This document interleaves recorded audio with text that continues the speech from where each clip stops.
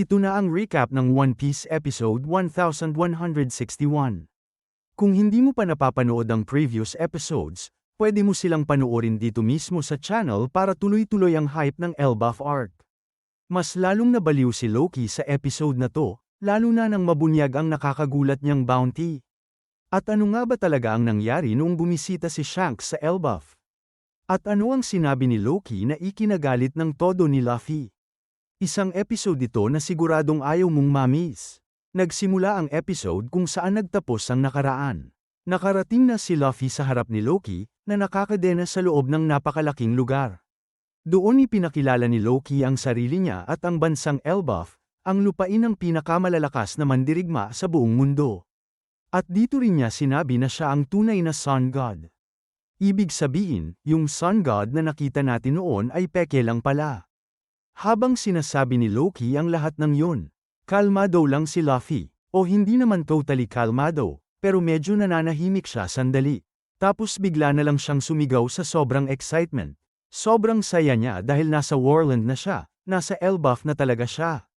Sabi pa niya, matagal na niyang pangarap na makarating sa lugar na to. Tinitingnan niya ang paligid at namamangha sa sobrang laki ng lahat ng bagay. Tapos saka lang niya napansin kung gaano kalalaki ang mga bagay sa paligid nila. Talagang si Luffy, minsan delayed mag-react. May sasabihin pa sana si Loki pero hindi siya mapatigil ni Luffy. Sinabi pa ni Luffy na kapag nandito si Usopp, siguradong sobrang matutuwa rin ito dahil pangarap din ito ang makarating sa Elbaf. Tuloy-tuloy si Luffy kakasalita tungkol sa pagiging pinakamalakas na bansa ng Elbaf at sa dami ng digmaang nangyari rito noon. Dahil doon, hindi na halos makasingit si Loki sa usapan. Naiinis na si Loki sa kadaldalan ni Luffy kaya sumigaw siya ng malakas. Hoy, hayaan mo naman akong magsalita. Pagkasigaw ni Loki, sobrang lakas ng sound wave na kumalat sa paligid. Para bang may nagyelong bagyo na biglang dumaan sa buong lugar. At dahil doon, may nakita tayong misteryosong nilalang sa gitna ng mga lobo. Hindi pa natin makita ng maayos kung ano ito dahil puro anino lang ang nakikita. Pagkatapos, bumalik ulit ang eksena kina Loki at Luffy. Sinabi ni Loki na ang Elbaf ay lupain ng mga alamat at dahil siya ang Sun God, hindi dapat nagsasalita si Luffy nang hindi siya pinapayagan. Tapos tinanong niya si Luffy kung ano ba talaga ang iniisip nito tungkol sa Elbaf matapos marinig ang lahat ng kwento tungkol dito, ang lupain ng mga higanti, digmaan, alamat, at pinakamalalakas na mandirigma. Dito rin natin nalaman ang buong detalye tungkol kay Loki. Siya pala ang isinumpang prinsipe ng Elbaf at may bounty na 2.6 billion berries. Sinabi rin niya na nakakadena siya gamit ang Sea Prism Stone kaya hindi niya kayang makalaya. Ipinaliwanag din niya na ang buong Elbaf ay nakatayo sa napakalaking puno na tinatawag na Jewel Tree Adam. Dahil dito, imposibleng sirain ang lugar na pinagtalian sa kanya. Dagdag pa ang Sea Prism Chains na nagpapahina sa kanya, kaya 6 na taon na siyang nakakulong doon. Pagkatapos nun, inalok ni Loki si Luffy ng isang deal.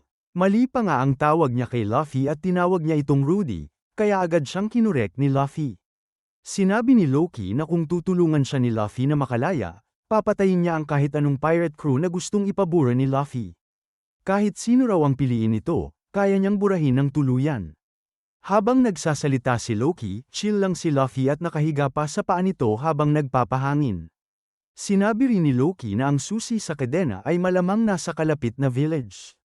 Halatang sinusubukan niyang utuin si Luffy para tulungan siya. Pero napansin ni Luffy na may kakaiba sa likod ng mga puno. Doon sinabi ni Loki na ang lugar na kinaroroonan nila ay tinatawag na Underworld. Ang pinakamababang bahagi ng Elbaf. Walang ordinaryong tao ang nangangahas pumunta rito dahil dito itinatapon ang mga makasalanan bilang parusa. Habang sinasabi niya yun, may nakita tayong pulang mga mata na nagliliwanag sa dilim. Isa na namang halimaw ang papalapit. Ipinaliwanag ni Loki na ang Underworld ay parang execution ground ng Elbaf. Kapag hinukay mo raw ang nyebe sa lupa, makakakita ka ng mga buto ng mga higanti at tao na namatay doon libu-libong taon na ang nakaraan. Sa mitolohiya raw nila, ito ang First World, isang lugar kung saan namamatay ang araw dahil hindi umaabot doon ang sinag nito. Habang nagbibigay babala si Loki tungkol sa mga mababangis na halimaw sa paligid, wala namang pakialam si Luffy at dirdiretso lang siya sa kagubatan. Doon natin nakita ang iba't ibang higanteng halimaw, mga dambuhalang ahas, elepante, lobo, oso, at iba pang napakalalaking beast. Sinabi ni Loki na bawat bundok sa lugar na yun ay may sariling ruler beast. Tapos ipinagmalaki pa ni Loki na matagal na niyang kakilala ang mga halimaw na yun. At sinabi niyang kapag hindi tinanggap ni Luffy ang deal niya, siguradong kakainin siya ng mga beast na nasa harapan niya ngayon. Pero imbes na matakot, parang natuwa pa si Luffy sa mga hayop. Bigla ring may lumabas na mga misteryosong taong nakasuot ng itim na hood at maskara habang may hawak na espada. Sinabi ni Loki na mga ordinaryong tao lang ang mga yon na itinapon sa underworld matapos kalabanin ng Elbaf. Kaya sila nakasuot ng makakapal na damit ay para makaligtas sa lamig at sa mga halimaw. May ilan sa kanila na nagtanong kay Loki kung gusto ba niyang ipapatay si Luffy. Pero sinabi ni Loki na hindi naman kailangan dahil malamang ang mga beast na mismo ang papatay rito. Habang nagtatalo ang mga taong nakahod, nabanggit nila na may nakasalubong silang mga pirate kamakailan, kasama raw doon si red-haired Shanks. Pagkarinig ni Luffy sa pangalan ni Shanks, agad siyang napatigil at nagtanong kung totoo bang nandito si Shanks. Nakakatawa pa dahil habang kausap sila ni Luffy, yung mga mababangis na beast ay parang mga alagang aso lang na nagpapalamang sa kanya. Sobrang gulat ng mga taong nakahod dahil hindi nila maintindihan kung paano napaamo ni Luffy ang mga ruler beasts ng bundok. Pagbalik ni Luffy kay Loki, tinanong niya agad kung kilala nito si Shanks. Ngumiti si Loki at sinabi niyang syempre kilala niya ito dahil isa raw itong nakakatakot na pirata. Pero nang parang iniinsulto na niya si Shanks, agad nagalit si Luffy at muntik na siyang suntukin. Kinabahan pati ang mga beast at mga taong nasa paligid. Kaya agad umatras si Loki at sinabing nagbibiro lang siya. Sinabi ni Luffy na huwag niyang pinagbibiruan si Shanks. At kapag inulit pa niya yon, ibabaon daw niya si Loki sa puno mismo. Pero si Loki, nakangisi lang habang iniisip na kapag nakalaya siya, siya mismo ang tatapos kay Luffy. Pagkatapos, bumalik si Luffy at sunod-sunod na tinanong kung bakit pumunta si Shanks sa Elbaf at kung nandito pa ba ito. Pero ngumiti lang si Loki at sinabi na hindi niya ibibigay ng libre ang impormasyong yun. Halata talagang gusto niyang pilitin si Luffy na palayain siya. Pagkatapos nun, lumipat ang eksena sa bridge malapit sa palasyo. Nasa bridge sina Usopp at ang iba pa nang biglang yumanig ang buong tulay. May paparating mula sa likuran nila. Gamit ang binoculars niya, sinabi ni Usopp na parang yung fake sun god ang papalapit. Tapos na-realize ni Nami na yun nga yung lalaking nakuryente niya gamit ang Zeus.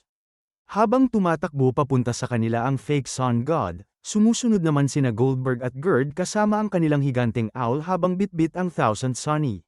Nagdesisyon naman ang grupo na tumakbo paitaas dahil malapit na raw sila sa village ng Elbaf. Pagkatapos, bumalik ulit ang eksena sa underworld kung saan ipinakita si Hodge Rudin na nakikipaglaban sa mga beast. Dito ipinakilala ng maayos si Hodge Rudin bilang captain ng New Giant Warrior Pirates. Lumalabas na bumaba siya sa underworld para kumuha ng karne ng mga halimaw dahil alam niyang paparating ang Straw Hats at gusto niya silang ipaghanda ng pagkain. Kasama rin niya si Stan Senador, isa ring giant warrior na nahihirapang buhatin ang napakalaking karne ng beast. Isa siyang shipwright ng New Giant Warrior Pirates. Sinabi pa nila na dahil umuulan ng snow, hindi rin nila magagamit ng maayos ang painter para dalhin ang karne. Kaya sinabi ni Hodge Rudin na huwag na silang magreklamo dahil para naman ito sa mga taong minsang nagligtas sa buhay nila. Sabi pa niya, siya na mismo ang magdadala ng karne sa balikat niya. Pagkatapos nun, naghanda na silang dalawa habang fine-flex pa ang muscles nila bago buhatin ang napakalaking beast. Habang ginagawa nila yon, kumakanta pa sila tungkol sa pagiging mandirigma ng Elbaf. Dito na rin ipinakilala ng buo ang New Giant Warrior Pirates, na itinuturing ang sarili nila bilang allies ng Straw Hat Pirates. Sila ang bagong henerasyon ng mga mandirigma ng Elbaf pagkatapos nina Dory at Brogy. Ang captain nila ay si Hodge Rudin. Si Stan Senador naman ang shipwright nila. Si Road ang navigator nila, at siya rin pala yung fake sun god na nakita natin kanina. Kasama rin nila si Goldberg na cook ng crew, at si Gerd na doktor ng barko. Sa kabuuan, 5 miyembro lang ang bumubuo sa pirate crew nila. Pagkatapos nun, ipinakita ang barko ng mga giant habang papalapit na ito sa baybayin ng Elbaf. Nakaupo si Robin habang ginugupitan siya ni Brook ng buhok. Nasa paligid rin ng iba pang crew members. Halatang kabado si Brooke dahil first time niyang gupitan ng buhok ang isang babae, kaya iniisip niya kung magugustuhan ba ni Robin ang magiging itsura nito. Pero sinabi naman ng iba na bagay kay Robin ang bagong hairstyle niya. Pati si Robin mismo, sinabi niyang gusto niya ito dahil pinapaalala raw nito ang dati niyang itsura. Dahil doon, natuwa rin si Brooke. Napansin naman ni Broggy na parang may espesyal na dahilan kung bakit pinili ni Robin ang hairstyle na yon. Ngumiti lang si Robin habang inaalala ang mga lumang alaala niya kasama si Sol. Gets agad ni Broggy na gusto lang ni Robin na makita siya ni Sol na kahawig ng dati niyang sarili. May isa pang giant na nagsabi na ganoon nga raw ang itsura ni Robin noong una nila itong nakilala. Pati si Frankie, naiiyak na habang iniisip kung gaano ka-emotional ang reunion ni na Robin at Sol. Biglang tumunog ang sirena ng barko, at doon nila na-realize na tuluyan na silang nakarating sa baybayin ng Elbaf. Habang pinagmamasdan nila ang napakagandang tanawin ng isla, halatang sobrang namamangha silang lahat sa ganda nito. Pagkatapos nun, biglang nag-cut ang eksena. May isang taong tumatakbo habang sumisigaw ng tulong. Sinabi niya na bumagsak si Sol at hindi na ito gumagalaw. At ayun nga ang nangyari sa One Piece episode 1161. Grabe talaga ang simula ng Elbaf arc at mas lalo pang umiinit ang kwento nina Luffy at Loki. Ngayon, gusto kong malaman ang opinion nyo, ano ang pinaka-favorite niyong moment sa episode at gaano nyo ka-hype si Loki bilang bagong importanteng character sa arc na to. At kung nag-enjoy kayo sa recap na to, huwag kalimutang i-like ang video, mag-subscribe, at i-on ang notification bell para updated kayo sa mga susunod pang episodes at anime recaps. Malaking tulong talaga ang support nyo para mas dumami pa ang tunay na Straw Hats dito sa channel. Kita-kits ulit sa next video.